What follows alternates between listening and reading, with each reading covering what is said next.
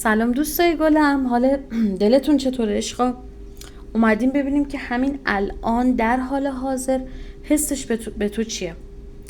خب در این لحظه حسش به شما رو بررسی میکنیم تا آخرین لحظه فال این فال جذاب از دست نده، چون مطمئنم که میتونی به جواب اون سوال بزرگی که تو ذهنته برسی. عزیزای دلم، امروز اومدیم با این دک 78 درب. امیدوارم بهترین جواب ها نصیبتون بشه، اون چیزی که دوست داری بشنوی رو از این فال دریافت کنی.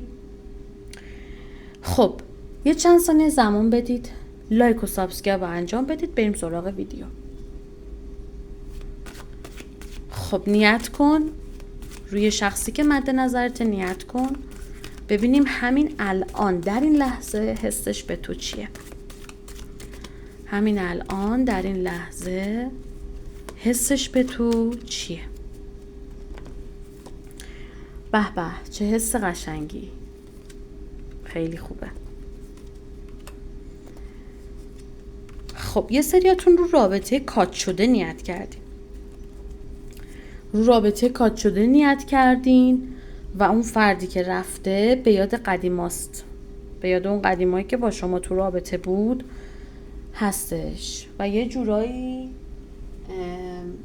خیلی به اون قضیه داره فکر میکنه که حالا با شما تو رابطه بود، خیلی خوشحال بود و اینجور چیزا، و اینو کاملا داره نشون میده. یه حسه که مثلا حالا حس تغییرات رو داره نشون میده، مثلا دوست داره که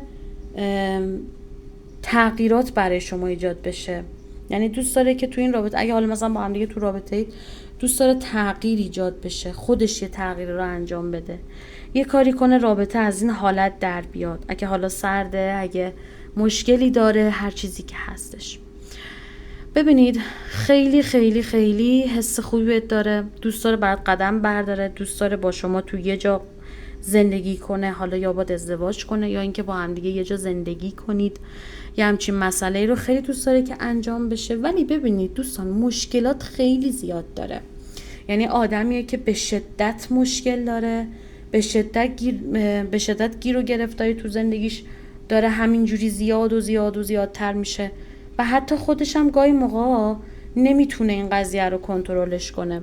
ببینید یا بینتون رقیب هست یا این آدم حس میکنه، ببینید شخص مقابل احساس میکنه تو با یکی دیگه هم در ارتباطی، یا احساس میکنه که تو میری پیش فالگیر براش وال میگیری، یا فکر میکنه که مثلا میری پیش دعانویس براش دعا میگیری، میگه این حجم از عاشقی و عشق و علاقه غیر عادیه، 100% برام دعا میگیره. یعنی یه همچین مسئله اینجا وجود داره. این آدم خیلی داره زور میزنه، سعی میکنه که رابطه رو درستش کنه، اوکیش کنه، حساشو درست کنه، اوکی بشه همه چی، ولی خب انگار که نمیشه، انگار که هر چقدر تلاش میکنه به در بسته میخوره، اون چیزی که اون از این رابطه میخواد نیست، وجود نداره و یه جورایی ممکنه که بخواد مثلا با شما صحبت جدی هم داشته باشه. ببینید یکم دیگه کارت بکشیم ببینیم دیگه چی میگه، دیگه حسش به شما چیه، حسش توی این لحظه به تو چیه. نیت کن. ببین یه جورایی خیلی چکت میکنه، تحت کنترلشی، زیر نظرشی، وانمود میکنه که براش مهم نیستی، وانمود میکنه که هیچ اتفاقی بین شما نیفتاده یا نمیخواد بیفته، ولی به شدت درگیرتونه، به شدت بهتون فکر میکنه، به شدت آمارتو داره در میاره و چیزی که هستش، بعضیاتون و بعضیاشون یعنی با شما احساس تنهایی دارن، احساس این که مثلا چرا رابطه جلو نمیره، چرا رابطه اوکی نمیشه، چرا مثلا این ارتباط به جای نمیرسه، چرا بلا تکلیف هستیم، چرا به من توجه نمیکنه، مثلا احساس میکنه که شما بهش توجهی نداری. خب واقعا داره در به در یا با دوستاش مشاوره میگیره، یا با تراپیست مشاوره میگیره، یا با دعانویس مشورت میکنه.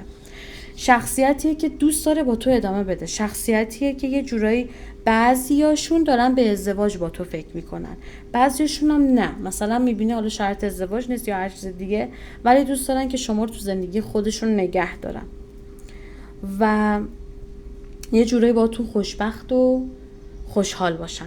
چیزی که اینجا وجود داره، ممکنه که کائنات بخواد به شما کمک کنه، فرشته ها، خداوند و کائنات بخواد برای شما دری رو باز کنه، باعث بهبودی این رابطه بشه. رابطه اگه سرده، اگه کات برگشت داره، اگرم چون اینجا افرادی که روی رابطه کات نیت کردید، طرفتون باتون کات کرده، شما تنها شدید، یا شما باش کات کردید تنها شده، اینجا افتاده.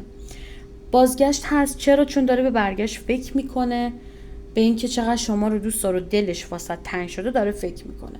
چیزی که اینجا وجود داره، ببینید خیلی آدمیه که گیر داده به مسائل کاری، پولی، مالیش، یعنی فوکوسش کاملا روی مسائل مالیشه، براش خیلی مهمه مسائل مالیش و بیشتر به اون فکر میکنه، به اون قضیه.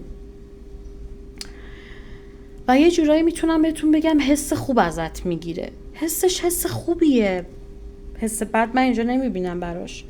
مخصوصا اونایی که مثلا عنصر خاکن، اردیبهشت، دی، شهریور، حس خوبی بهت داره و یه جوری مثلا دوست داره که این رابطه خیلی زود اوکی بشه، جلو بره، پیش بره. خب دوباره یه چند تا کارت دیگه دوستان بکشیم ببینیم که حس این شخص دیگه به شما چیه. دنبال راه نجاته، دنبال حل مشکلاته، دنبال اینه که ببینه چطور میتونه تو رو خوشحالت کنه، دنبال اینه که بدونه و ببینه که چطوری میتونه بهت نزدیک بشه، برای چی بگیره کادو، چی کار کنه، چطوری رابطه رو گرم کنه. یه جورایی فشار روحی روانی داره بهش میاد، خیلی بهت فکر میکنه، حتی گاهی موقع دیگه دیوونه میشه از این فکرایی که داره. شما رو یه فرد خیلی جذاب، پولدار، بی‌نظیر و مهربون میبینه. شما رو یه آدم میبینه که شاید تو سختی باشید ولی سعی میکنید که حال بقیه رو خوب کنید. حتی اگه تو سختی باشی حال بقیه برات مهمه. یه جورایی قصد خوشحال کردن تو داره ولی مشکلات رو زندگیش خیلی زیادن.